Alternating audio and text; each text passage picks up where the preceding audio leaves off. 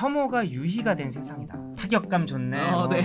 막 이제 네. 이런 거죠. 그래서 내 집단 이제 결속력 강화를 위해서 외 집단을 공격하는 기본적으로 있어 인간 본성이. 네네. 이게 인간의 생존 방식이었기 때문에 자신과 유사한 생각을 가진 사람들끼리만 모여서 소통을 하면서 네. 우리가 다 같은 생각을 하고 있다고 이제 좀 약간의 편향된 생각들 딱 그 사고 안에서 계속 도는 거죠. 삶의 무기가 되는 깊고 넓은 지식 위즈덤 칼리지의 한상우 PD입니다. 오늘 좀 재밌는 내용 준비해 봤는데요. 한국에서 마치 이렇게 병처럼 퍼지고 있는 이 혐오 문화라고 해야 되겠죠. 그 중에서도 세대 갈등에 대해서 한번 다뤄보도록 하겠습니다. 자, 그래서 오늘은 우리가 싸우는 이유의 저자 LG경영연구원의 고승현 박사님 모시고 이야기 나눠보겠습니다. 안녕하세요. 안녕하세요. 네, 안녕하세요. 고승현입니다. 저는 LG경영연구원에서 일하고 있고요. 한 27년 정도 정치학을 공부하고 어쩌다 보니까 경영학 박사도 하나 받게 돼서 박사 논문하고 뭐 여러 가지 그동안에 연구 이런 거 기반해서 하나 작년에 쓴 게 있는데 이게 좀 학술 대중서라서 좀 어려워요. 이렇게 잘 팔릴 거라고 생각하고 쓰지 않는데 그렇게 잘 팔리지 않았고요. 그런 사람입니다. 네, 알겠습니다. 자, 그럼 오늘 본격적으로 이 세대 갈등 그리고 혐오라는 주제에 대해서 한번 이야기해 보겠습니다. 박사님께 하나 좀 여쭤보고 싶은데요. 한남, 한여, 뭐 틀딱, 이대남, 꼴패미, 일찍, 이찍 이런 거 좀 들어보셨나요? 이런 연구를 하려다 보면 보기 싫어도 봐야 됩니다. 그리고 네. 저도 어쨌든 나중에 얘기하겠지만 결국은 인터넷에서 커온 사람이라 아무리 나이가 있어도 인터넷이 오래됐잖아요. 그래서 네네. 커뮤니티나 이런 거 좀 익숙하긴 한데 그 심연 오브 심연까지는 잘 안 갑니다. 네, 그런 커뮤니티까지는 안 가는데 주류 다수 커뮤니티 있지 않습니까? 이런 뭐 그런 데도 이제 들여다보면서 요새 이런 표현들을 이렇게 쓰는구나. 뭐 그런 것들을 보기 때문에 대충은 다 알고는 있습니다. 이런 표현들의 특징을 보면 그 집단을 싸잡아서 욕하는 건데 굉장히 다양하게 많이 있잖아요. 네네. 옛날이랑 다르게 이런 표현들이 좀 많아진 이유가 뭘까요? 혐오가 유희가 된 세상이다. 타격감 좋네. 네. 이런 느낌이요. 네. 막 이제 네. 이런 거죠. 그래서 그러니까 이게 왜 이런 현상이 벌어지냐면 이게 근데 사실 인간 본능성이에요. 왜냐면 인간 본성에 내 집단, 외 집단 구분을 해놓고 내 집단 이제 결속력 강화를 위해서 외 집단을 공격하는 이게 기본적으로 있어요 인간 본성에. 이게 인간의 생존 방식이었기 때문에 다른 부족을 마주쳤는데 쟤네가 위해를 가할지 어쩔지 모르잖아요. 그죠. 일단 그러니까 이게 인간 본성에 있는 거란 말입니다. 근데 이제 그러다 보니까 어떤 왕정이나 이런 뭐 독재자나 권위주의 정부가 위기에 처하면 갑자기 전쟁을 막 일으키는 거예요. 외 집단을 공격할수록 내 집단의 결속력은 강해지는. 그리고 어쨌든 어떤 집단, 특히 이제 기득권 쟤네 때문에 우리가 힘들다라는 걸 딱 설정을 해요. 근데 이거를 무슨 자본가다, 엘리트다 이렇게 해놓으면 이게 좌파 포퓰리즘이 되는 거고 이거를 뭐 유태인 때문이다, 흑인 때문이다, 민족, 뭐 백인 남성들이 모든 걸 장악해서 이러면 이제 그 다른 방식의 또 포퓰리즘이 되는 거죠. 이 내 집단, 외 집단을 구분하는 그 특성 자체가 예전에는 좀 그런 큰 단위, 민족 단위, 인종 단위 이런 거였다면 지금은 그 개인의 가치관들로 되게 세분화돼 있다라는 거겠네요. 그렇죠, 정확합니다. 그러니까 왜냐하면 옛날에는 주로 동원되는 게 인종, 종교, 그다음에 이제 좌파 포퓰리즘은 주로 이제 계급, 그다음에 막 이념 막 이런 거란 말이에요. 계급, 계층. 근데 이게 지금 인터넷, 모바일 막 소셜 미디어 시대를 이러면서 잘게 쪼개졌잖아요. 그러니까 세대, 성별, 종교, 정치 성향, 막 취향, 사회 가치관으로 이제 막 분리가 돼서 이 여기 딱 모여가지고 우리랑 생각이 다르면 이제 우리끼리 재밌게 놀면서 야 저 웃기지 않냐 이러면서 이제 이렇게 돌아간다는. 그러니까 동질감을 가진 이들끼리 이제 온라인에 많이 모여 있다 보니까 그럼 이제 밈화되는 거예요. 저 집단 자체가. 그러니까 저 집단하고 사실 잘 섞이기가 어렵고 같이 안 놀잖아요. 평소에도. 그러니까 잘 몰라요 사실. 근데 밈화돼서 딱 특정 그 특징들이 나타나는 그것만 딱 본 다음에 조롱하고 비난하고 막 조리돌림하는 그 자체를 즐기는 거죠. 그러니까 이거를 근데 사실 설명하려면 몇 가지 이제 좀 이제 어려운 얘기인데 미디어학이나 사회학 이론이 좀 필요합니다. 그러니까 이게 개념이 좀 필요한 건데 일단 에코 체인버라는 걸 좀 이해를 해야 돼요. 그러니까 이게 반향실 효과라거든요. 커뮤니티 활동, 그다음에 소셜 미디어를 하더라도 보통 뭐 차단하고 막 친구를 내가 막 맺으니까 비슷한 성향끼리 주로 모이잖아요. 그 어떤 뭐 취향이든 정치 성향이든. 그러니까 이게 굉장히 유유상종의 세계가 돼요. 그러면 자신과 유사한 생각을 가진 사람들끼리만 모여서 소통을 하면서 내가 말한 게 쟤한테서도 돌아오니까 우리가 다 같은 생각을 하고 있다고 이제 이 같은 방향실 안에 있는 거예요. 그러니까 그러면서 점점 약간의 편향된 생각들, 그러니까 이게 무슨 정치 편향 이런 게 아니라 딱 그 사고 안에서 계속 도는 거죠. 그러니까 이게 인공적으로 메아리를 만들어내는 게 에코 챔버잖아요. 그러니까 그게 사실은 내가 만든 에코 체인버인 거예요. 내가 만드는데 알고리즘이 어마어마하게 도와줬죠. 알고리즘이라고 하면 유튜브 그렇지. 같은 유튜브 것들. 소셜 미디어에 네. 왜냐면 추천 피드라는 게 결국 네. 내가 선택했던 거에 의해서 다시 올라오니까. 아, 계속 강화하는 쪽으로. 그렇죠, 그렇죠. 내가 외친 소리가 나한테 네. 돌아온다. 마치 남이 나한테 하지만 사실 그건 내가 한 소리랑 똑같다. 이런 취지입니다. 네. 그러니까 이게 대표적인 갈등이 남녀 갈등인 거잖아요. 이게 뭐 한국 여자들은 이래 그러면은 거기에 동조하는 몇 명이 또 목소리 내면은 마치 그게 이제 내 의견인 것처럼 돌아오고 이런 식으로 강화가 그렇죠. 된다. 뭐 그런 게 한두 개가 아니죠. 뭐 네. 그게 또 요새는 뭐 워낙 좀 정치 갈등이 심하니까 거기서 벌어지기도 하고 뭐 그다음에 서로 다른 취향 막 그런 걸 가지고 하기도 하고 왜 쟤네는 저런 걸 재밌어 하냐. 아, 저게 뭐가 재밌어 막. 네, 그런 것도 있고요. 그러니까 이게 잘 생각해 보시면 뭐 저도 근데 벗어날 수 없어요. 저도 이 시대에 살고 있기 때문에 네. 그러니까 제 취향과 선호가 있거든요. 그러면 이제 거기에 따라 저도 뭐 조금 저는 약간 연구 좋아하고 뭐 이런 사람들이 모이는 커뮤니티에 좀 많이 있어요. 그러면 거기서 막 소셜 미디어 관계 맺음도 하고 하니까 그러니까 이제 한국에서는 말씀하신 젠더, 뭐 세대 막 갈려 있고 세대 안에서도 막 갈리고 또 비슷한 성향 가치관을 막 묶여서 그 유희로서의 조리돌림 이런 게 막 하고 근데 이게 또 왜 제가 아까 유희가 된 혐오라 그랬냐면 이게 논란적이거나 사회적 지탄거리가 있으면 그건 사실 전 커뮤니티를 다 쓰잖아요. 그러면 역시나 같이 막 욕하면서 즐겨요. 다 같이. 이게 죄의식이 없어요 이거에. 왜냐면 저 사람이 잘못한 건 맞으니까. 근데 누군가 이렇게 막 욕하는 게 아무리 그게 잘못된 행동이었다고 하더라도 혐오와 조롱의 재미잖아요. 이게 습관이 되면 이게 다른 영역으로 너무 자연스러워지는 거예요. 그러니까 누가 명백히 잘못한 게 아니라 다른 성향, 다른 가치관일 뿐인데 이걸 틀린 성향이나 틀린 가치관, 틀린 행동이라 규정하고 막 욕하는 일이 생긴 거죠. 그리고 이게 왜 이게 또 온라인에서 강할 수밖에 없냐. 이건 뭐 익명성 그런 비슷한 얘기인데 소셜이나 온라인에서 이제 이루어지니까 자기 정체는 딱히 드러나지 않잖아요. 내가 욕하는 나는. 그리고 나는 항상 심판자 포지션. 근엄하게 돌을 던지는 포지션이죠. 편하게 있을 수 있죠 이 자리에. 인간이 원래 그래요. 우리가 뭐 비의적이다, 우리가 나쁜 사람들이라고 말하고 싶지 않아요. 그냥 그렇게 강화되는 방향으로 기술이 발전해 왔고 우리는 그 안에 살고 있다. 그러니까 본능에 가까운 성향이다. 라는 얘기인 겁니다. 그리고 아까 말씀하신 젠더 갈등 한번 예를 들어볼까요? 그러니까 뭐 제가 어디 편들고자 하는 게 아니기 때문에 저는 이제 결혼하셨죠? 뭐 이렇게 폭발시키지 않고 충분히 얘기할 수 있을 것 같은데 그러니까 저는 사실 굉장히 이거 심각해질 거라고 저는 봤거든요. 한 10년 전부터. 아, 젠더 갈등이요?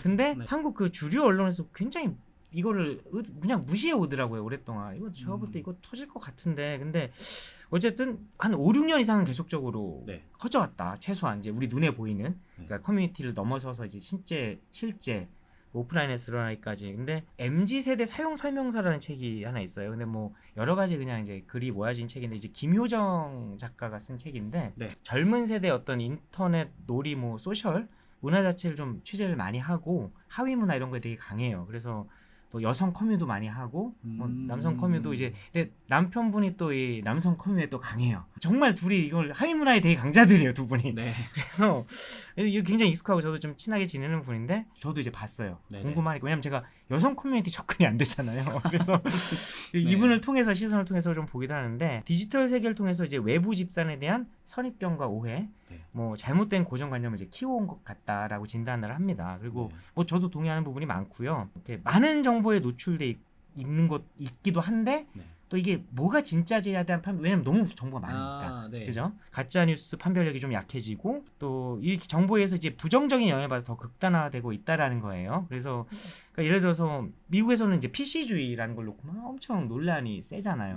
이건 이제 미국에서는 이걸 문화 전쟁이라고 해요. 근데 한국은 이제 이게 인종이나 다른 갈등이 별로 없다. 그때 이제 페미니즘, 젠더 갈등으로 딱 그어졌는데 저랑 비슷하게 보는 게 이분도 뭐 친페미, 반페미 이런 게 김 작가도 결국 이게 약간의 놀이문화처럼 됐다라고 진단을 하는 거죠. 그래서 물론 이제 그 안에는 본질적인 양쪽의 다 박탈감과 어떤 실제로 보는 어떤 피해들이 다 있죠. 그걸 무시할 수는 없어요. 그거는 그게 존재하니까 애초에 촉발이 됐겠죠. 그걸 떠나서 이제 극단화되는 이유를 보면 그런 것 같다라는 진단이고 뭐 저도 상당 부분 동의가 되는 부분이었습니다. 그래서 이제 이분이 보기에 이제 남초 커뮤니티들에서는 2030 젊은 남성들이 소통의 도구로 일종의 그 반페미 정서가 잘 원료로 쓰인다는 거죠. 그래서 결집력도 높여지고 막 밈이 막 만들어지고 한다라는 거고 유사한 일은 당연히 여초 커뮤니티에서도 일어난다. 공정하지 않다라는 책이 있어요. 그 나온 지 한 5년 가까이 된 책인데 거기에서 이제 2030의 어떤 불만들이 무엇인가에 대해서 연구를 하는 책인데 여기서 이제 박원익이라는 작가분이 젠더 갈등의 풍경을 이제 묘사를 쫙 해요. 하면서 요새는 이제 그 말 잘 안 쓰는데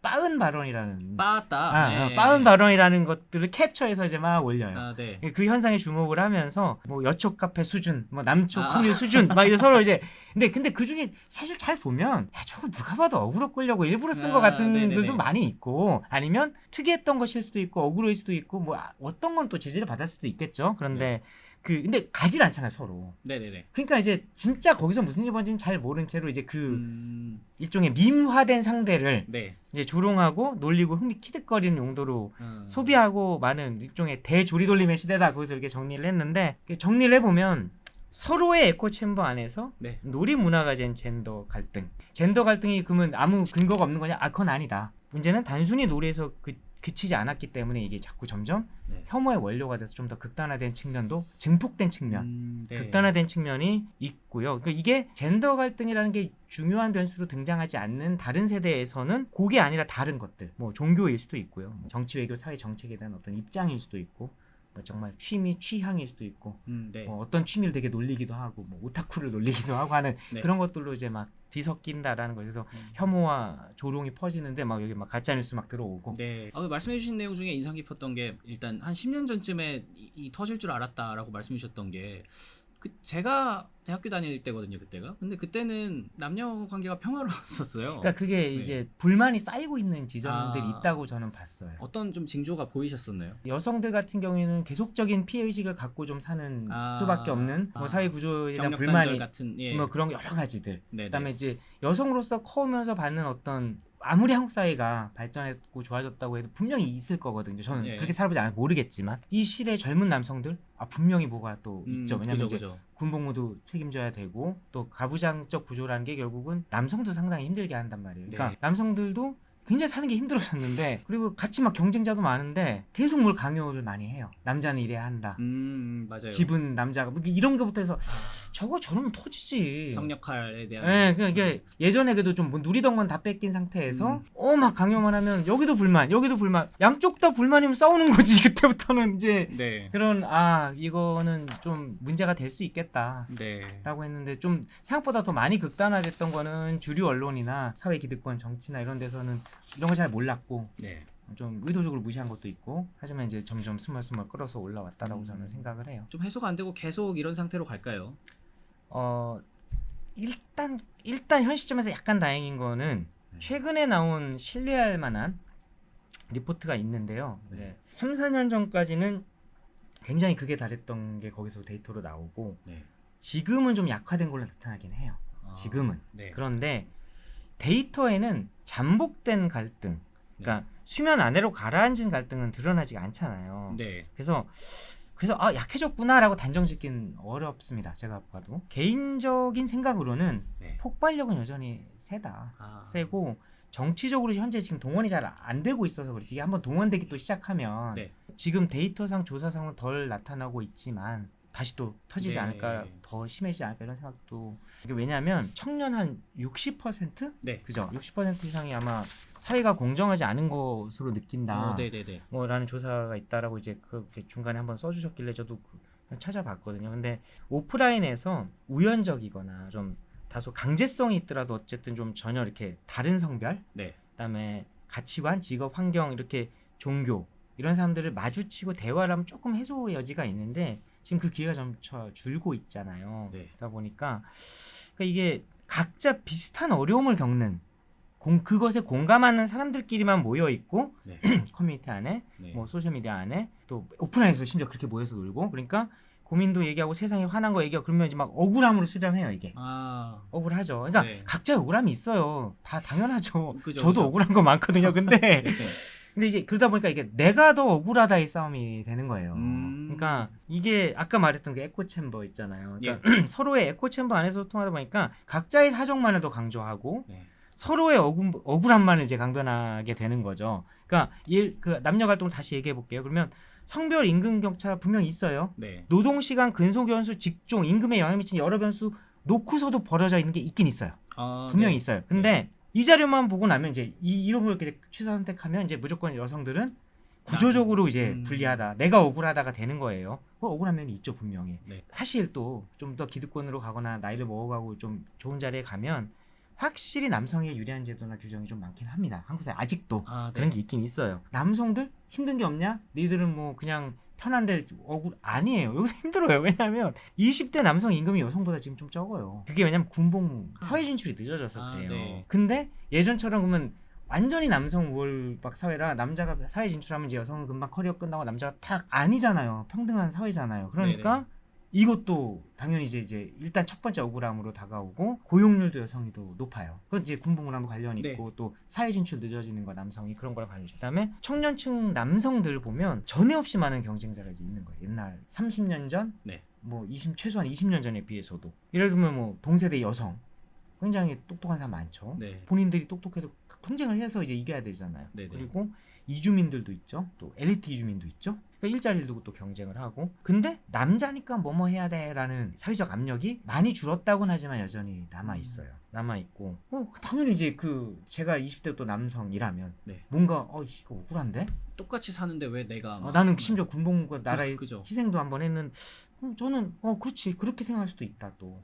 그러면 양쪽 다 내가 더 억울하다의 싸움으로 가니까 이게 대화가 아예 안 되네요. 그냥 어렵죠. 그리고 공정하지 않다고 생각을 할 거고. 그러니까 예를 들면 이제 딱 수치로만 보면 남성의 입장에서 생각을 해보면 1990년대 한 90년대 초반 상반기까지 4년제 대학 졸업 남성이 그때는 또 대학도 훨씬 많이 갔고 84%가 정규직에 취업을 했어요.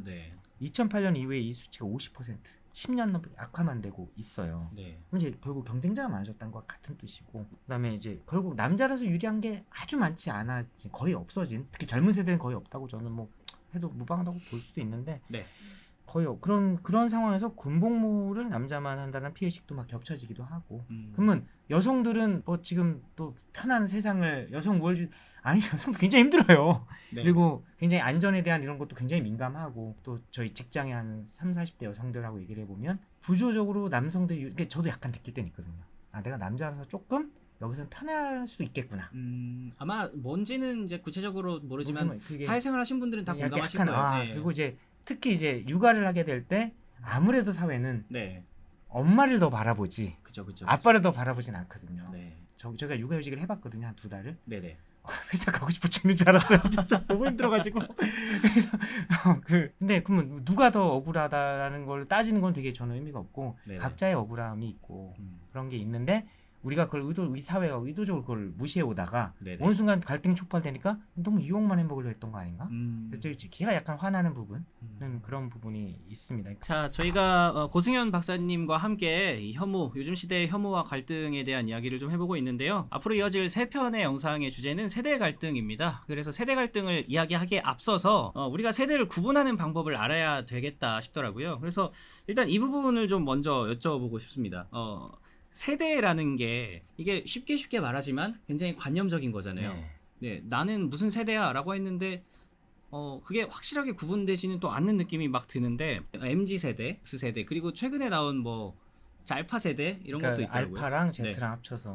그러니까 그런 세대를 구분하는 기준이나 어떤 개념적인 설명이 어떻게 되나요? 이렇게 생각해보죠. 일단 그 MZ세대론이 저는 너무 싫었어요. 저도 정말 싫어하는 말이에요. 이게 말이 안 되는 세대론이라고 생각을 했고 그래서 제 이 책의 부제가 MZ세대는 없다예요. 근데 그 말도 안 되는 소리를 하냐는 건데 근데 어쨌든 재작년까지는 하여튼 이게 유행을 했어요. 그러면 사람들이 이 세대론 자체에 대해서는 조금 이제 많이 익숙해졌는데 제일 많이 헷갈리는 지점들이 있어요. 세대를 얘기할 때 뭐냐면 연령대를 가지고 사고를 하는 거예요. 젊은 애들은 아니면 적꼰대들은 이거는 그 나이대의 특성을 반영하는 거지 세대론이라고 할 수가 없는 거예요. 그러니까 예를 들어서 젊은이들은 좀 변화를 원한다. 진취적이다. 젊으니까 당연한 거잖아요. 그죠? 사회 불만도 많다. 당연한 거잖아요. 사회과학에서는 이걸 연령 효과라고 불러요. 그래서 세대 효과가 아니에요. 이거는. 그 나이에 맞는 특성이 있다. 그러니까 나이가 들면 좀 보수적이 되고 그러니까 왜 지킬 게 많아지니까 이게 이런 걸 다 연령 효과로 불러요. 세대는 뭘로 구분할 수 있냐? 그러니까 코호트 효과를 가지고 구분을 해요. 근데 요새 이제 밈 중에 우리 동년배들은 다 뭐뭐 한다라는 그 밈 하나 있는데 그 동년배 효과라는 거예요. 비슷한 나이대인데 그 동년배가 그 코호트가 특정한 역사적 사회적 경험을 같이 하면서 유사한 가치관 혹은 영향을 받은 어떤 가치관을 갖게 되는 거예요. 네, 그러니까 80년대 그 운동 같이 하셨던 분들 86세대, 네. 그 전에 산업화 세대. 그러니까 이거는 네. 거의 동등한 경험을 갖고 있어요. 아, 그러니까 그렇겠네요. 공통해. 시대적 경험이니까. X세대는 뭐냐면 문화적 경험이라는 코호트를 갖고 있어요. 서태지의 등장, 트로트의 몰락, X세대 그 뭐뭐 하면 좋거든요. 뭐 이런 것들 그 기분이 좋거든요. 기분이 좋거든요. 네. 그 네. 처음으로 이제 막 쟤네는 미친 애들인가봐라는 소리 들었던 그 네. 90년대 그 20대들. 그러니까 이 코호트 효과를 중심으로 이제 그래도 구분을 해놓은 게 한국에선 특히 네. 이거는 이제 왜냐면 사회적 역사적 경험이다 보니까 이건 나라마다 조금씩 달라요. 근데 그나마 X부터는 세계화가 되면서 비슷해지는 성향들인데 그러면 또 X에 속하는 나이가 달라져요. 근데 Y부터 이제 쭉 가다가 Y가 M이고 이제 Z까지 가면 Z는 완전히 거의 일치해요. 전 세계 선진국은. 어떤 게 특성이 아니 그 나이대가. 아, 나이대가요? 아, 근데 네. X는 미국은 훨씬 더 나이가 있어요. 아, 한국의 X보다 한 5년에서 10년 가까이 더 앞서 있어요. 왜냐면 그때는 한국이 후진국이었기 때문에. 아, 네. 그러니까 이게 그런 게 있는데 뭐 한국적으로 나누면 이런 거죠. 산업화 세대, 네. 86 뭐 민주화 세대, 86세대, X, Y, Z인데 Y가 이제 세천년 넘으면서 네. M 이렇게 된 거고. 그러면 이제 각 세대의 특성을 한번 볼 필요가 있잖아요. 네네. 그러면 산업화 세대는 대충 1940년대 중반 네. 이후부터 해서 한 50년대까지 출생한 사람들인데요. 한국 전쟁 이후 그 베이비 붐이라고 하는 그 세대입니다. 그래서 네. 60년대 중반 이후에 뭐 한 90년대 초반까지 경제 개발, 네. 고도 성장 시기, 청년 막 중년기를 보냈어요. 그래서 산업화 주역이에요. 주역이고 뭐 현재는 이제 의료 체계랑 의학 너무 발전해서 아주 건강하게 왕성하게 계속 활동하고 계시고. 네. 네, 그다음에 이제 우리가 이제 요새 신기득권을 막 불렀던 이제 86세대. 네. 이제 민주화 세대 이제 언론에서 막 86 하는 여기가 60년 다 아시죠? 60년 태어나서 80년 청년기를 보낸 네. 한국 민주화 주역이고 군부 독재에 맞춰 어쨌든 승리한 그 자부심이 또 있고요. 네. 약간 착각하는 게 그때 대학생 비율이 20%가 안 돼요. 절대 다수가 아니야 사실은. 네. 그래서 사실 기득권이 된 것도 있어요. 왜냐하면 대학 나온 사람들이 어쨌든 한국 사회의 엘리트층을 차지했기 때문에. 근데 어쨌든 한국 사회에 보여서 뭐 신기득권 뭐 이렇게 하기도 하고. 근데 하여튼 정치, 사회, 경제 전반에서 굉장히 왕성하게 활동을 하고 있죠. 그리고 네. X 이제 제가 속한 70년대생들이 주축인데 다수가 40대에서 한 50대 초반까지 돼 있고 공통의 경험, 뭐 코호트 효과 측면으로 보면은 IMF 위기 이전과 이후로 좀 나뉘어요 이 세대가. 네. 그러니까 그 전까지는 개성 자유 이런 거 엄청 좋아하고 하여튼 막 이상한 거 하고 막 찢어진 청바지에 막 귀걸이하고 참고로 저 대학교 때 귀걸이하고 다녔어요. 정말요? 귀 많이 지금 안 보이시는 것 같은데. 아이 그 지금 20 몇 년이 지났는데 27년이 지났는데 IMF 이후에 뭐가 되냐면 갑자기 이렇게 싹 소멸해. 왜? 살아야 되니까. 아, 네. 대기업이 막 무너지고 막 나라가 다 망해가지고 뒤집어졌는데 네네네. 그 생존이 이제 화두가 또 돼요. 그래서 한번 그러니까 원래는 X가 사실 그 조직으로 한번 밀고 올라갔으면 네. 지금 밀레니얼이나 Z가 했던 일들을 X가 한번 할 기회가 있었는데 네. IMF를 때려 맞고서 들어가가지고 그걸 못했어요. 네. 못해가지고 그 조직 문화에 대한 반발과 개혁이 지연됐죠 한국이. 아, 네. 왜냐면 우리는 가서 일단 먹고 살아야 돼가지고. 그럼요. 그래서 뒤로 좀 밀리고 그다음에 또 이때 어떤 일이 있냐면 찐 X스러운 사람들이 진짜 있었어요. 찐 X라 그러면 정말 정말 뭐 기분이 좋거든요 류들이 다. 근데 이 사람들은 네. 들어갔다가 적응 못하고 많이 나왔어요. 그래서 양양 서퍼비치 만들고 강원도에서 바리스타 되고 네네. 목수 되고 제주도 이민이라고 표현해. 제주도 이민가 살고 막 그런 사람들 막 살기도 하고. 근데 이제 이 세대의 또 재밌는 특징이 문화적인 변화의 주축인 건 맞아요. 그러니까 그런 하위 문화들 내지는 아니면 이제 뭐 새로운 문화들을 많이 창출하게 되는데 김태호 PD, 나영석 PD, 봉준호 감독이 다 이 세대. 아, 네. 그리고 근데 이제 새로운 대중문화를 소비하고 약간 창출한 세대이기도 하고. 그다음에 이 세대는 제가 딱 규정하면 디지털 이민자. 아날로그에서 태어나서 아날로그의 삶을 막 살다가 그래서 다 해봤어요. 카세트 테이프, 이 LP판, CD, MP3 다 MP3 다 거쳐가지고 지금의 스트리밍까지 유튜브, 뮤직까지 다 하고 인생이 좀 힘들어요. 뭔가 계속 이런 게 계속 나와. 그리고 그러니까 하여튼 디지털로 인프라가 받쳐지면 일로 옮겨간 세대. 그래서 어쨌든 적응했던 세대고 DC 조상님. DC 조상님. 초기 DC 조상님이고 최초의 인터넷 커뮤니티 카페 시삽이요. 그게 뭐냐면 이제 커뮤니티 운영자. 이런 거 처음 해본 사람들이고. 그다음에 이제 MG 하는 거에 M부터 봅시다. M은 이게 이제 세대군할 때 나이를 어디서 끊느냐인데 이건 학자나 전문가마다 달라요. 근데 절대 착각하면 안 되는 게 세대는 기본적으로 그라데이션이에요. 생각해보면 내가 96년생까지 내가 Z세대 이후부터 Z세대다.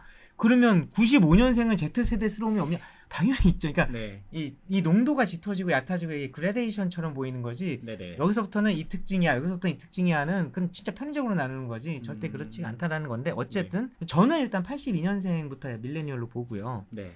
90년대 한 중반까지 출생한 일로 보통 정리가 됩니다. 현재 30대 다수고 네. 40대 초반이고. 그러니까 이게 코호트 효과 측면에서 이제 공통 경험을 보면 이런 거예요. 선진국이 되고 있으나 네. 경제적 양극화도 심해지는 시대를 가치관 형성기에 살았다. 가치관 형성기에 사는 게 중요해요. 그때에 받는 게 코호트 효과라는 거거든요. 네. 그래서 코호트 효과 측면에서 공통 경험 그런 건데 네. 빈부격차가 심화되고 비정규직이 양산됐었고 차별이 생겼고 네. 각자 도생이 시작된. 맞아요. 각자 도생. 각자 도생. 네.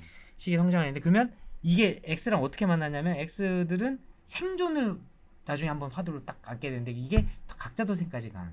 X세대가 같이 가져가는 이슈인 거죠. 그 약간 중첩이 돼요. 이게 나중에 세대 같이 묶는 화두가 되는데 네. 그리고 디지털 원주민.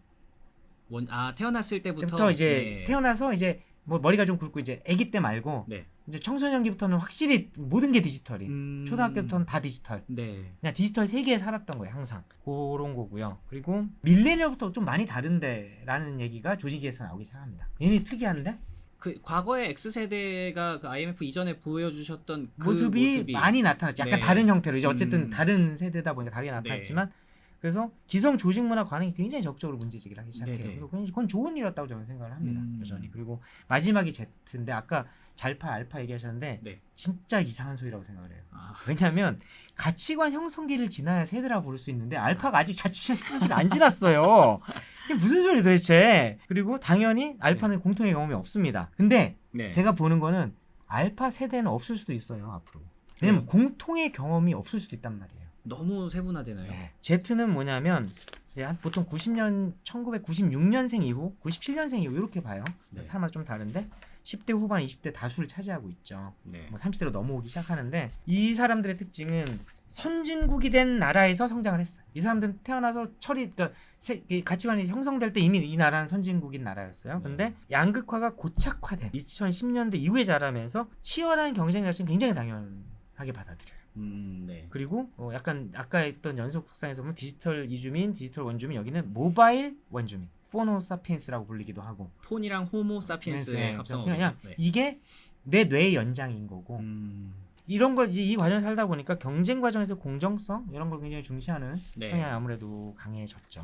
이렇게 해서 세대를 그냥 지금 가장 왕성하게 활동하는 산업화부터 Z까지를 쭉 봐놓고 그 다음에 이제 우리가 세대 얘기를 해보자. 세대 얘기를 하려면 이걸 이해하고 가자. 뭐 이런 취지에서 한번 말씀드렸습니다. 네. 근데 좀 X세대에 대한 생각이 갑자기 드는 게 MZ라고 굳이 얘기하지 않고 약간 이제 젊은 세대와 그 윗세대가 갈등하는 것 중에 또 큰 거 하나가 저 사람들 너무 고리타분하고 고지식하고 이런 건데 지금 말씀하신 거 쭉 들어보니까 오히려 X세대가 변화에 훨씬 더 민감했던 세대 같네요. 생존을 화두로 살다가 이렇게 되는데 근데 문제는 근데 X도 나중에 뭐 말씀드릴 기회가 있을지 모르겠는데 뭐 여러 조사 결과에 보면 여전히 그런 성향들이 간직은 돼 있어요. 일단 조직 내에서 보면 현재 개꼰대는 X거든요. 근데 그게 왜 그러냐면 일단 위치가 그래요. 많이 올라가 계시니까. 그리고 끼어 있어요. 아직 86이 아직 다 임원이고 그러니까 중간에서 곤란한 처지인 건 사실이고 두 번째로 생존자 편향이라는 게 좀 있어요. 그러니까 조직에서 그 정도 올라간 X면 덜 X세대적인 거예요, 사실은. 이미 다 그럼 떠나거나 어쨌든 X가 세상에 문제 제기를 한 게 있긴 있어요. 울부짖었던 거 하나가 저녁 있는 사람이라는 화두예요. 그래요? 그게 2000년대 초반 중반을까지 휩쓴 화두인데 그게 이제 X세대 과장될 때 야근하고 살고 싶지 않다. 힘들어 죽겠다. 그 다음에 일가정 양립이라는 컨셉을 굉장히 세게 밀었고 아마 이 세대도 최초로 집안일은 돕는 게 아니다. 같이 하는 거다. 뭐 이런 거. 그다음에 아이는 같이 키우는 거다. 수많은 딸 바보들, 아들 바보들. 그리고 이게 다 약간 X적 속성에서 시작된 것들이에요. 대부분. 생각보다 꽤 진보적이신 세대였네요. 뭐 진보인지 뭔지 모르겠는데 하여튼 개인주의예요. 정확하게 말하면. 진보라기보단 개인주의 성향인 거고. 그다음에 회사 내 출세 지향도 좀 약해요. 좀 생존 지향적이다 보니까. 그러니까 임원 달고 싶다 이런 게 좀 많이 약해. 나는 굳이 이런 것도 있고 승진 회피도 그래서 좀 나타나요 X에서 지금. 근데 문화적 감수성은 좀 세요. 이게 그러니까 저는 말씀하시면서 X세대 특징을 지금 처음 들었어요. 네. 그럼 제가 생각하는 X세대는 이런 게 아니거든요. 개꼰대잖아요. 오히려 야근을 없애는 게 아니라 네. 이분들이 야근 문화를 만들었다라고들 많이 생각할 거예요. 아마 젊은 사람들. 옛날에 야근은 살인적이었어요. 네, 그러니까요. 그러니까 저렇게들 일하면서 살았던 사람이 위에 가니까 젊은 세대들한테 야근 강요하고 한다라고들 많이 이제 그러니까 울부짖었는데 네. 야근이 잘 안 없어지긴 했어요. 근데 네. 저같이 조용히 박수를 쳤죠. 밀레니얼이나 Z 와서 네. 야근을 없애버릴 때 네. 나도 이제 딸 얼굴을 보러 갈 수 있겠구나라는. 그러니까 어떻게 보면 또 그 당시에 젊으셨던 분들이니까 다 똑같은 사람들인데. 그러니까 또 이게 연령 효과도 있는 거예요. 그 나이 때는 사실 굳이 내가 근데 회사에 충성을 바치는데 나중에 얘기를 할 텐데 이 양반들이 집단주의 문화가 약하고 네. 개인주의 성향이 강하다 보니까 한 2010년대 후반인가? 네. 나온 2020년 초반인가 하는 그 사회조사 업체에서 한 거 중에 회사에 대한 충성 강요는 꼰대질인가라는 재밌는 질문이 있었어요. 오, 재밌는데요? 여기에 가장 높은 비율로 대답한 게 40대였거든요. 당시. X. 맞아. 나 싫어. 약간. 그러니까 이게 숨기고 있지만 네. 그럼 익명의 조사를 하면은 이렇게 쓰는 거예요. 와, 그러니까 이런 거에서 느껴지는 시사점이 진짜 서로가 모른다. 그렇죠. 네. 근데 다시 좀 세대 구분 이야기로 돌아와서 그러니까 어떤 MZ세대, X세대 이런 게 그 코호트 효과가 제일 중요한 건데 연령으로 구분해 놓고 또는 뭐 이렇게 나누는 게 개념이랑 실제 나이대랑 굉장히 안 맞는 경우도 많는데 이게 왜 굳이 그런 표현들을 사용을 하는 걸까요? 재밌고 네. 팔리고 사람들이 클릭하고 그거 갖고 싸우고 네. 더 클릭하고 결국 클릭 조회수 뭐 조회수 그다음에 네. 또 그걸 가지고 유튜브 콘텐츠 만들고 제 대표적인 게 저는 MZ 세대론이라고 봐요. MZ세대로. 네, 그러니까 이게 진짜 이게 말이 안 되는 개념이잖아요. 그러니까 네. 잘 생각해 보시면 이게 얼마나 어처구니가 없는 개념이냐면 네. 아까 대충 제가 연령대 말씀드렸잖아요. 어쨌든 연령이 코호트랑 물고 들어가는 게 세대라고 하면 네네네. 그러면 밀레니얼 나이 많은 40이에요. 40 넘어가요. 네. 그럼 40살 아저씨랑 19세 여고생이랑 같은 세대라는 소린데 그러니까요. 이게 무슨 이 말도 안 되는 소리냐. 근데 언론에서 사실 MZ라는 걸 가만히 보면 네. 대충 20대랑 30대 한 초중반까지 얘기하는 것 같긴 해요. 네. 그러면 그렇게 표현을 하든가. 저건 좀 아니지 않나? 이제 그런 생각이 있죠. 그리고 세대라는 거는요. 네. 그러니까 재밌는 변수인데, 그러니까 연구를 할 때도 네. 설명력이 그렇게 높게 나오는 변수는 아니에요, 항상. 너무 다양하기도 하고 네. 효과가 그러니까 우리가 통계적으로 연구자들이 별 뜬다라고 하는 통계적 유의성을 찾는데 네. 뜨기는 하지만 이게 막 어떤 영향력 효과 측정을 해보면 네. 이게 다른 거에 비해서 굉장히 세다. 그렇진 않아요. 뭐 투표 선택 모델에서도 마찬가지고 네. 유의성은 떠요. 그러니까 분명히 영향을 미치고 있는데 네. 뭐 교육 수준이라든가 출신 지역이라든가 네. 뭐 다른 여러 가지들이 있거든요. 그에 비해서 그렇게 센 변수가 아니고 실제 연구를 할 때도 네. 결국은 근데 왜 필요하긴 하냐. 그러니까 특정 가치관, 정치 성향, 소비 행태 이런 걸 연구할 때 그래도 크게 한번 클러스터링을 할 때는 유용해서 쓰는 거지. 네. 이게 막 야 요새 걔네들은 다 그런데 그 세대는 그럴 때 야 저 세대들은 저러고 살아가지고 저렇대. 이게 그렇게 막 잘 통하는 얘기는 아닌데 왜 계속 우리 하냐. 재밌잖아요. MBTI 같은 거네요. 그러니까 술자리에 모여가지고 야 네. 요새 MZ들은 말이야 이렇대. 네. 그다음에 야 그 꼰대들이 그렇게 살아서 그랬다는 거야. 네. 막 이제 자기들끼리 막 안돼 막 이 유희예요. 일종의 유희인데 네. 서로 공감 얻기 쉽고 네. 뭐 그러면서 이제 된 거죠. 이제 세대 구분하고 세대 갈등에 대한 뭔가 특성 이런 이야기로 다음 편부터 이어갈 건데 이번 편에서 좀 마지막으로 이야기해보고 싶은 얘기가 세대 간의 갈등도 있고 또 이걸 한 세대 안에서도 쪼개면 그 안에서도 갈등이 굉장히 또 많이 나타나고 있잖아요.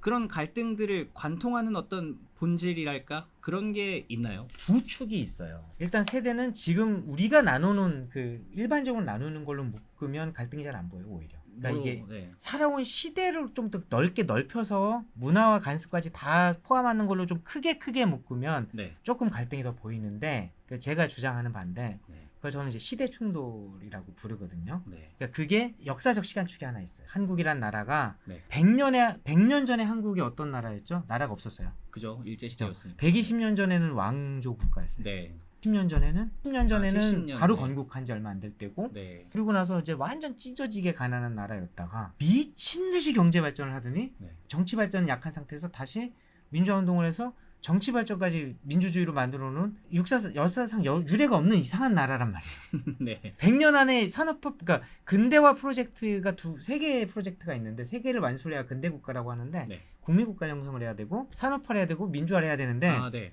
다 했네요. 이 세 개를 이게 보통 서구 국가가 250년, 300년 걸린 거거든요. 이걸 100년 안에 해치웠어 이 나라가. 그래서 그러면서 각자 다른 시대를 살아온 사람들이 한 공간에 한 시대 지금 이 순간에 같이 살고 있다라는 게 굉장히 큰 축이 하나 있는 거고요. 근데 문제는 선진국이 됐잖아요. 네. 되니까 우리가 많은 인프라를 누리는데 여기에 코어에 뭐가 있냐면 디지털이 있고 뉴미디어가 있단 말이에요. 네. 그럼 이걸 가지고 다시 쫙 쪼개지고 있는 거죠. 그러니까 이거는 횡단면이고 이거는 역사적 종축이 시간의 축이 있어서 이걸 놓고 보면 이제 한국이 얼마나 이제 찢어 밝혀질 수가 있는지.